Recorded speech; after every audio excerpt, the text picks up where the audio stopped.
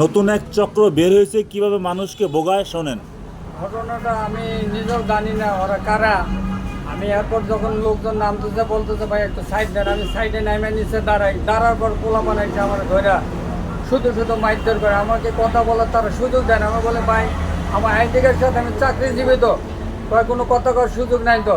তারা আমাকে নির্যাতনভাবে মাইরধর করে, মাইরধর করার পরে আবার আরেক কিছু পোলাপান এসে কয় ভাই ওনাকে সাইডে নেন, সাইডে নিয়ে কিছু খাওয়াই টাওয়াই দেন। বা আমাকে সাইডে মানে অনেক জুলুম করে সাইডে নেওয়ার জন্য। আমি সাইডে যাই না, না নিলে হঠাৎ এক মহিলা এসে উনি না ওনাকে ছেড়ে দেন, পরে আমাকে সাইডে দেয়। সাইডে দিলে পরে আমি দৌড় দিয়ে এসে আবার ট্রেনে উঠে যাই। ট্রেনে উঠে যে কঙ্গাপুর চলে আসছে।